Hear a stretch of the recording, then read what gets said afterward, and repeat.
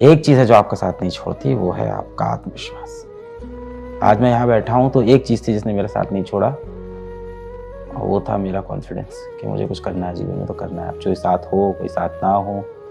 Sir इन सभी phases के बाद एक चीज़ तो मतलब प्रैक्टिकली मेरे को लगने लग जाती है कि मतलब ये जगत सही में मिथ्या है, ऐसा लगने लग जाता है सर एक टाइम बाद। अभी क्या होता है, हम आउट ऑफ रेस भागने लग जाते हैं, हम वो पढ़ने लग जाते हैं जो कभी एग्जाम में आना ही नहीं होता है, और वो पढ़ के हम तो मैंने एक भी ना तो पीवाई के सोल्व किया ना ही कोई एमसीक्यू लगाया बायोलॉजी में मेरे को। तो वो मॉड्यूल यार चाहे एलन का हो, वो चाहे पीडब्ल्यू का हो, वो चाहे आकाश का हो, आप किसी का फॉलो करो, बस मेन चीज़ है कि आप क्वेश्चन सोल्व कर रहे हो, आप कंसेप्चुअल अंडरस्टैंडिंग अपनी इंक्रीज कर रहे हैं। फिजिकल केमिस्ट्री की बात हो रही है, फिजिकल केमिस्ट्री हमारा बहुत ईजी सब्जेक्ट होता है, लेकिन हम उसको हार्ड बस इस वजह से बना लेते हैं क्योंकि हम क्वेश्चन प्रैक्टिस नहीं कर रहे होते हैं, टीचर नहीं पढ़ा रहा है। तो this is the best solution for physical chemistry. और एनसीईआरटी एक्सेलेंट यार एक इतनी अच्छी बुक है ना, हम इसको इग्नोर कर देते हैं।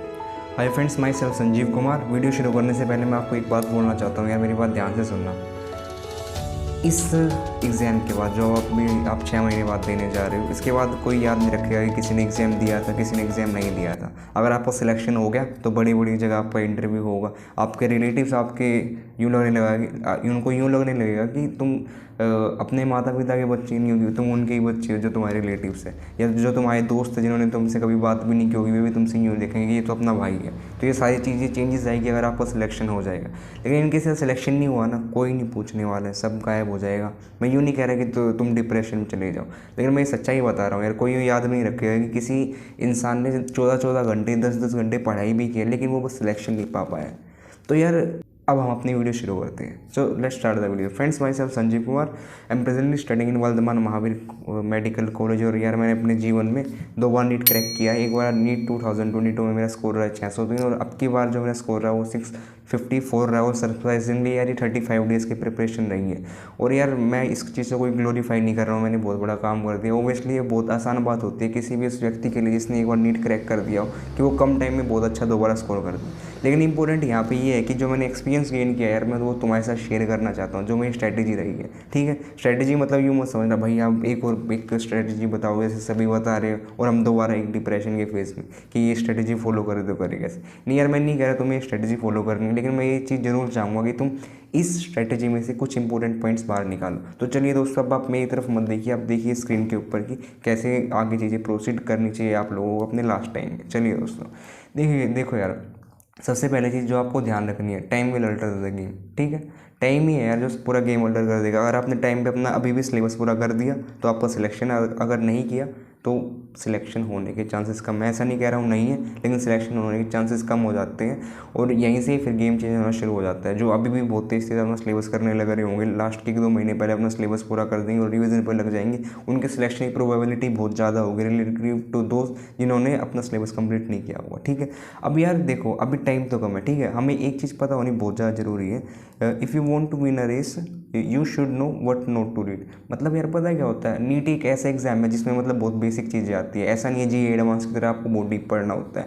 यार आपको एक बात ध्यान रखनी होगी, अगर तुम कोई भी मॉक टेस्ट दे रहे हो या कोई भी बुक पढ़ रहे हो यार, तो एक चीज़ आपको ध्यान रखनी है कि आपको पढ़ना क्या नहीं है। ठीक है, अभी क्या होता है, हम आउट ऑफ रेस भागने लग जाते हैं, हम वो पढ़ने लग जाते हैं जो कभी एग्जाम में आना ही नहीं होता है, और वो पढ़ के हम जाते हैं कि हम नीट क्रैक कर पाएंगे, हम ऐसा सोचते हैं, लेकिन ऐसा कभी हो नहीं पाता यार। तो ये चीज़ अपने को ध्यान रखनी पड़ेगी, हमें पढ़ना वही है कि जो एग्ज़ाम में आने वाला है। अब यार एक क्वेश्चन तुम मेरे से भी करोगे, भैया ऐसे कैसे यूँ सोच ले कि यही एग्ज़ाम में आएगा, अभी इसका तरीका क्या है। अब यार एक बात आप ध्यान से सुनो, जो आपके लास्ट के 10 ईयर्स के PYQs है ना, वो सबसे बेस्ट सोर्स है आपके लिए कि क्या एग्ज़ाम में आने वाला है। यार नीट से ऐसा एग्ज़ाम है ना कि उसमें एक पर्टिकुलर पोर्शन से क्वेश्चन जरूर आता है। जैसे मॉडर्न फिजिक्स से कुछ पर्टिकुलर पोर्शन है, वहाँ से क्वेश्चन हर साल आने होते हैं, तो आने ही होते हैं, उनको कोई चेंज नहीं कर सकता है। तो तुम्हें उन पर फोकस करना है, आपको अपनी स्टडी प्रायोरिटाइज करनी पड़ेगी कि किन टॉपिक के, कौन से टॉपिक है जो आपकी प्रायोरिटी रखते हैं और कौन से है जो आपकी प्रायोरिटी नहीं रखते।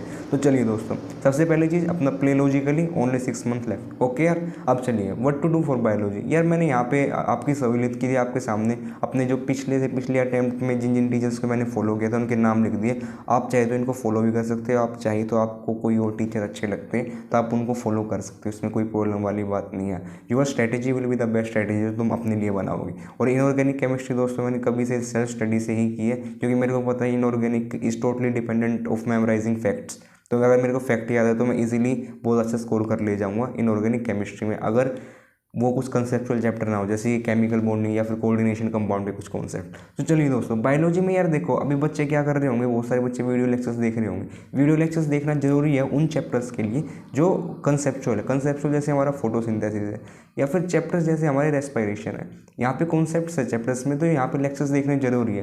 लेकिन यार अगर तुम माइक्रोब्स इन ह्यूमन वेलफेयर के लेक्चर्स देख रहे हो ना, उसमें घंटों बर्बाद कर रहे हो, तो तुम अपना एक तरीके से टाइम वेस्ट ही कर रहे हो। यहीं पे है दोस्तों, जो यही चीज़ है जो आपको दूसरों से अलग बनाएगी। यहीं पे टाइम बचाना है, एनसीईआरटी पढ़नी है, हाईलाइट करनी है, उसके बाद लास्ट 10 ईयर्स के पीवाईक्यू कर देने, अपने आप कॉन्फिडेंस गेन हो जाएगा और तुम्हारा बायोलॉजी बिल्कुल ठीक चल रहा होगा, कुछ गलत नहीं होगा। तो आपको करना क्या, वीडियो लेक्चर्स पे ज़्यादा डिपेंड ना होके या तो लेक्चर नोट्स पे डिपेंड होइए या अपने शॉर्ट नोट्स वगैरह पे ज़्यादा डिपेंडेंट रहिए। लास्ट 10 ईयर पीवाईक्यू मस्ट है, जो आपको करनी ही है, चाहे कुछ भी हो जाए, ठीक है। और यार मैं अगर अपने एक्सपीरियंस से शेयर करूं, इस बार क्या था, मैंने जैसे बताया मेरे पास टाइम बहुत कम था, तो मैंने एक भी ना तो पीवाईक्यू सोल्व किया, ना ही कोई एमसीक्यू लगाया बायोलॉजी में। मेरे को बस मैंने अपने आप को ऐसा तैयार किया कि मेरे को बायोलॉजी के हर पेज पे यूँ याद है कि इस पेज पे ये चीज़ लिखी है, उस पेज पे ये चीज़ लिखी है, और पूरा हाईलाइटेड था। मैंने वर्बली अपने फ्रेंड के साथ पूरी बायोलॉजी रिवाइज किया, वो भी फ़ोन पे। हाँ यार तुम्हें अजीब लग रहा होगा, लेकिन ऐसे ही किया है। तो आपका जो लास्ट में मेन एम होना चाहिए, all NCERT pages should be in your mind. सारे एनसीईआरटी के पेज अगर तुम्हारे दिमाग में है तो तुम बहुत इजीली 350+ स्कोर कर ले जाओगे। मेरा दोस्त अब की बार जो स्कोर रहा है नीट में, वो 350 आउट ऑफ 360 रहा है, 2 क्वेश्चन गलत हुए भी बहुत सिली मिस्टेक की वजह से, ठीक है। और एक बात बहुत ज़्यादा जरूरी है जो आपके लिए होनी चाहिए, कि वो हाईलाइटेड होनी चाहिए आपकी सारी एनसीईआरटी के इंपॉर्टेंट पॉइंट्स, जो पीवाईक्यू पॉइंट ऑफ व्यू से इंपॉर्टेंट है, ठीक है यार। तो चलिए अगर हम आगे बात करें अपनी फिजिक्स के लिए, यार देखो फिजिक्स के लिए एक यकीन फास्ट ट्रैक कोर्स आया था। मैंने फिजिक्स वहीं से ही है अपनी, कभी से उसी से मैंने नोट्स बनाए थे, अलग सर से मैंने पढ़ाई की है, वही नोट्स मैंने आपकी बार भी पढ़े थे। वे नोट्स प्लस कुछ शॉर्ट नोट्स जो आपको पीछे भी दिख रही मेरी हेल्प के सिलेक्शन के लिए। और एम आर सर से यार मैंने कुछ चैप्टर जैसे सेमीकंडक्टर्स वगैरह पढ़े थे, जो अलग सर ने कभी पढ़ाई नहीं। तो एम आर सर भी एक यार बहुत अच्छे टीचर है ओबियसली, तो उनसे भी तुम पढ़ सकते हो। अगर मैं बात करूँ फिजिक्स में दोबारा, न्यूमेरिकल सॉल्विंग आपकी बहुत ज़्यादा होनी चाहिए यार। ऐसा नहीं करना है कि तुम बस वही न्यूमेरिकल सोल्व कर रहे हो जो आपको टीचर्स आपके बैचेस में करा रहे हैं। आपको उनके अलावा बहुत सारे एमसीक्यू सोल्व करने हैं। अभी आपके पास टाइम है इतना, अभी क्या करना है, अभी जैसे देखो यार कुछ मॉड्यूल्स होते हैं, ठीक है। मॉड्यूल्स वो भी ऑथेंटिक सोर्स होते हैं कि आपको एक बढ़िया व्यू दे रहे होते हैं कि हाँ इस टाइप के क्वेश्चन एग्जाम में आते हैं। तो वो मॉड्यूल यार चाहे एलन का हो, वो चाहे पीडब्ल्यू का हो, वो चाहे आकाश का हो, आप किसी का फॉलो करो। बस मेन चीज़ है कि आप क्वेश्चन सोल्व कर रहे हो, आप कंसेप्चुअल अंडरस्टैंडिंग अपनी इंक्रीज करने लग रहे हो, तो ये चीज़ होनी चाहिए। अब बात क्या है कि मैंने यार देख पीडब्ल्यू के मॉड्यूल तो मेरे पास थे नहीं ओबियसली, लेकिन यार एक 45 डेज क्रैश कोर्स करके एक बुक आई थी एक टाइम पे, मेरे को याद नहीं आ रही, आई थिंक ये 2021 या 22 में आई थी। तो उसी टाइम से मेरे पास बुक रखी थी, मैंने दोबारा वही ही सोल्व की थी। यूँ भी नहीं, सारे क्वेश्चन जो मेरे को लग रहे थे ये इंपॉर्टेंट है, मैंने वही सोल्व किए थे। तो मेरी अब की बार जो कंसेप्चुअल क्लैरिटी आई थी वो उसी बुक से आई थी, जो 45 डेज क्रैश कोर्स या ऐसा ही कुछ था। और कुछ एलन की मतलब क्या होता है, 2 एक्सरसाइजेज होती है ना, E1 और E2 करके, या एक्सरसाइज 1 और एक्सरसाइज 2 करके, मैंने वो भी सोल्व किया है। सभी चैप्टर्स की नहीं, कुछ ही चैप्टर्स की जिसमें मेरे को लग रहा था कि मेरे को कंसेप्चुअल क्लैरिटी नहीं है। तो अब आपको ये आपके बारे में आपको पता है, आपको सोचना है कि किस में आपको कंसेप्चुअल क्लैरिटी है, किस में आपको कंसेप्चुअल क्लैरिटी नहीं है। तो अकॉर्डिंगली आपको आगे प्रोसीड करना है। कॉन्सेंट्रेशन हट गया होगा, आई नो यार, लेकिन मतलब इस वीडियो को देखो यार, तुम्हें बहुत कुछ सीखने को मिलेगा। तो चलिए दोबारा इस पर कॉन्सेंट्रेशन कीजिए और शुरू हो जाएगी यार। अब देखिए यार, अब क्या होता है, मतलब लास्ट 10 ईयर्स पीवाई की मैंने आप तक को बता ही दिया फिजिक्स में भी। अब मगर फिजिकल केमिस्ट्री की बात हो रही है, फिजिकल केमिस्ट्री हमारा बहुत इजी सब्जेक्ट होता है, लेकिन हम उसको हार्ड बस इस वजह से बना लेते हैं क्योंकि हम क्वेश्चंस प्रैक्टिस नहीं कर रहे होते हैं, इस वजह से हमारे लिए वो हार्ड बन जाती है। ये सीरियसली यार, और वो मतलब बहुत इजी होती है, बस आपको इसमें टाइम देना होगा जितना आप फिजिक्स में दे रहे हैं। तो फिजिकल केमिस्ट्री आपके लिए एक मजाक या बहुत आसान हो जाएगा। और लास्ट में दोबारा जो पीछे आपको नोट्स दिख रहे हैं वैसे शॉर्ट नोट्स क्रिएट करनी है फिजिकल केमिस्ट्री के भी। और फाइनली यार तुम एग्जाम में देखोगे कि तुम बहुत अच्छा स्कोर कर पा रहे हो फिजिकल केमिस्ट्री में। दोबारा यार फिजिकल केमिस्ट्री में लेक्चर मतलब नोट्स देखने चाहिए, मतलब देखने चाहिए, लेकिन स्टिल यहाँ पे मोर क्वेश्चंस आपके सोल्व आपके हाथों से हुए होने चाहिए, जो आप तब कर रहे हो जब आपको कोई टीचर नहीं पढ़ा रहा है। तो this is the best solution for physical chemistry. और एनसीईआरटी एग्जाम्पलर यार एक इतनी अच्छी बुक है ना, हम इसको इग्नोर कर देते हैं। एनसीईआरटी एग्जाम्पलर के अगर आप ऑर्गेनिक और इनऑर्गेनिक के क्वेश्चन सोल्व कर लोगे ना, तो यार तुम 80% ऑफ पीआईक्यू ऐसे सोल्व कर जाओगे नीट में जितने भी आए हैं लास्ट 10 ईयर्स के। मैंने ये रियलाइज़ किया क्योंकि मैंने किया है, एक बार तुम सोल्व करके देखना, बहुत प्यारी बुक है यार। तुम ओबियसली लास्ट के 10 ईयर्स की पीआईक्यू सोल्व कर ले जाओगे, ऑर्गेनिक के और इनऑर्गेनिक के। ऑर्गेनिक के कुछ ऐसे पीआईक्यू होंगे यार जो आउट ऑफ सिलेबस आते हैं, वे नहीं करोगे ओबियसली, लेकिन बहुत हद तक कंसेप्चुअल क्लैरिटी देता है आपको। इवन फिजिकल केमिस्ट्री में बहुत हद तक कंसेप्चुअल क्लैरिटी देगा आपको, एक ये अकेली बुक जिसको हम NCERT एग्जाम्पलर बोलते हैं। तो अभी टाइम है, अभी आप कर सकते हो। और अगर मैं इनऑर्गेनिक केमिस्ट्री की बात करूं, मैंने जैसा बताया यार, कभी से मेरी सेल्फ स्टडी डिपेंडेंट रही है, क्योंकि मेरे को पता है कि इसमें फैक्ट बेस्ड क्वेश्चन ज़्यादा आने हैं। तो फैक्ट बेस्ड आने हैं तो मैं क्यों यार मतलब बहुत ज़्यादा वीडियो लेक्चर्स देखूँ, उसमें टाइम बर्बाद करूँ अपना, जब मेरे को पता है कि मैं इसको खुद सेल्फ स्टडी करके सोल्व कर सकता हूँ। मतलब इसके 10 ईयर्स के PY के सोल्व कर सकता हूँ। तो ठीक है यार, मैं सेल्फ स्टडी करूँगा, हाईलाइट करूँगा, शॉर्ट नोट्स बनाऊँगा और आगे बढ़ता जाऊँगा।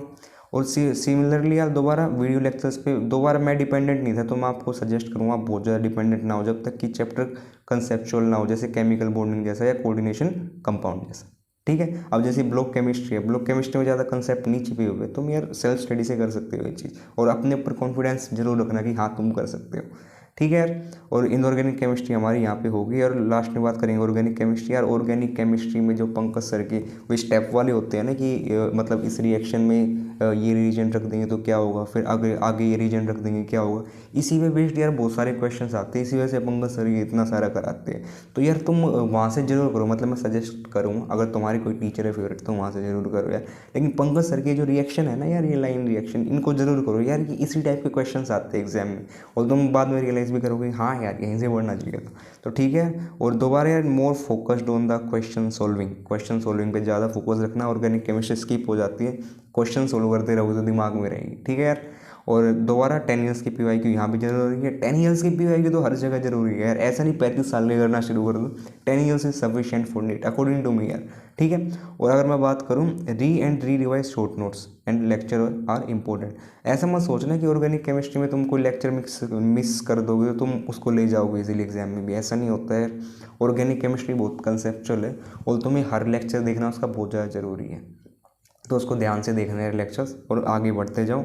दोबारा मैं बता रहा हूँ, मैंने लास्ट ईयर भी नीट क्रैक किया है, 603 मेरे नंबर आए हैं। पिछली बार जो मेरे पास टाइम था वो 5 महीने का था, 5 महीने में मैंने क्रैक किया था।